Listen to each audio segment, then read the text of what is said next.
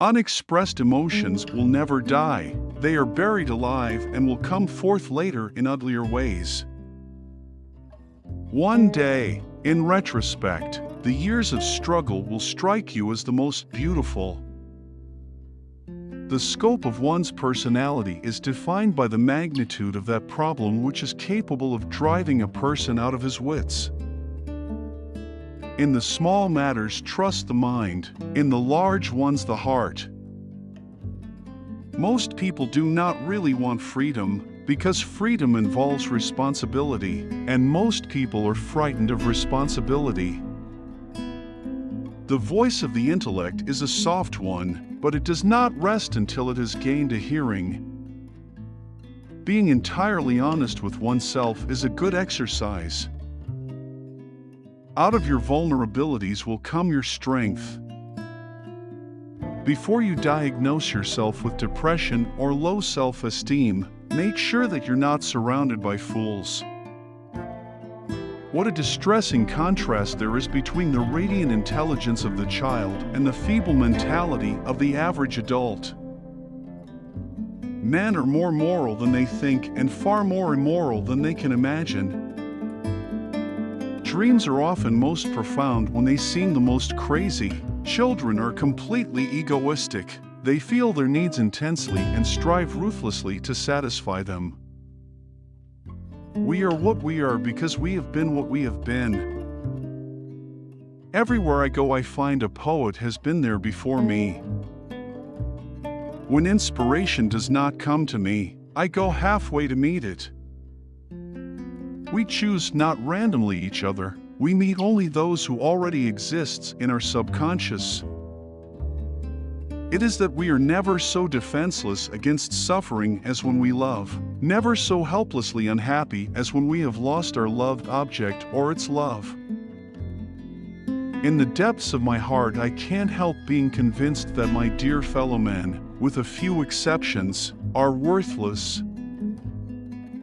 Whoever loves becomes humble. Those who love have, so to speak, pawned a part of their narcissism. Friendship is an art of keeping distance, while love is an art of intimacy. Words have a magical power. They can bring either the greatest happiness or deepest despair. A woman should soften but not weaken a man. The behavior of a human being in sexual matters is often a prototype for the whole of his other modes of reaction in life. Everything that you do in bed is perfectly and absolutely acceptable, if only both sides enjoyed it. All family life is organized around the most damaged person in it. Love is a state of temporary psychosis. Love and work, work and love, that's all there is. The great question that has never been answered, and which I have not yet been able to answer, despite my 30 years of research into the feminine soul, is what does a woman want? The virtuous man contents himself with dreaming that which the wicked man does in actual life. The conscious mind may be compared to a fountain playing in the sun and falling back into the great subterranean pool of subconscious from which it rises. Dreams are often most profound when they seem the most crazy. The more perfect a person is on the outside, the more demons they have on the inside. He does not believe that does not live according to his belief. A large part of what is real within us is not comprehended, and that which is comprehended is not real. The mind is like an iceberg. It floats with 1/7 of its bulk above water. The psychical, whatever its nature may be, is itself unconscious. When people criticize me, I know how to defend myself, but I'm powerless in the face of praise. The first indication of stupidity is a complete lack of shame. At that moment when a person starts to seriously ponder the meaning and value of life, you can consider him a madman.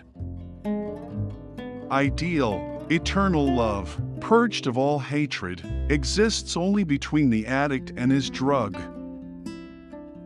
Religious doctrines are all illusions, they do not admit of proof, and no one can be compelled to consider them as true or to believe in them.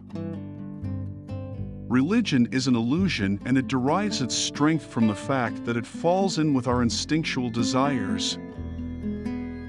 Immorality, no less than morality, has at all times found support in religion. Where the questions of religion are concerned, people are guilty of every possible kind of insincerity and intellectual misdemeanor. History is just new people making old mistakes. Civilization began the first time an angry person cast a word instead of a rock. The liberty of the individual is no gift of civilization. It was greatest before there was any civilization.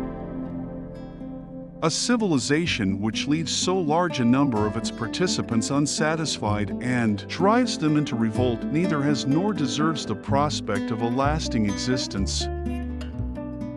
I prefer the company of animals more than the company of humans, certainly. A wild animal is cruel, but to be merciless is the privilege of civilized humans.